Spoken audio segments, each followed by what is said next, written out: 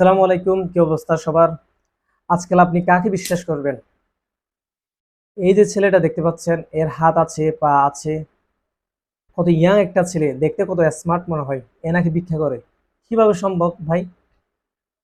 গত 2 দিন আগে ভিক্ষা করতে গিয়ে মানুষের হাতে ধরা পড়ে।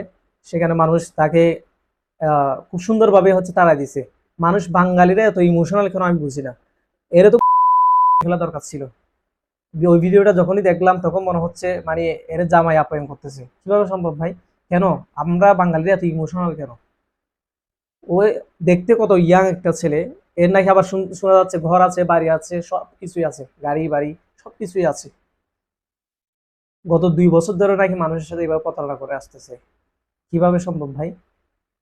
এদের কারণে যারা প্রকৃত অসহায়, গরিব এবং অসুস্থ, হ্যাঁ, তারা তো কখনো ভিক্ষা পাবে না।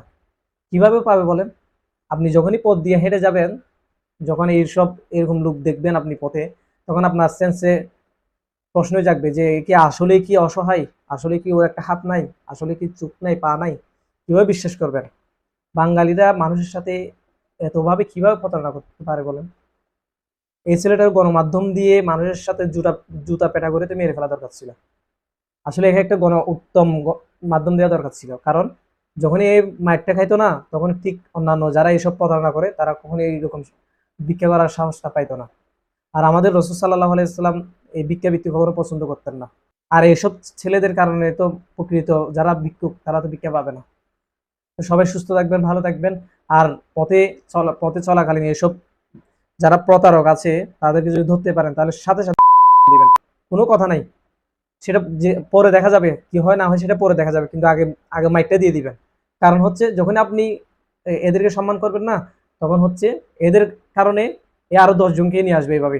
এভাবে বলবে যে আসলে এটা আমি তো 2 বছর ধরে করতেছি। আশেপাশে যারা থাকবে তারা তো অবশ্যই সুযোগটা পাবে। আর বাঙালি তো সুযোগ পাইলে তো টুসটাস করে ঢুকে যায় সুযোগটা নেওয়ার জন্য, তাই না? সেজন্য বলবো এসব লোকদেরকে কখনো প্রশ্রয় দেওয়া যাবে না। এবং যখনই পথে পাবেন তখনই এদেরকে দিয়ে দিবেন সাথে সাথে। তো সবাই সুস্থ থাকবেন, ভালো থাকবেন। আল্লাহ হাফেজ।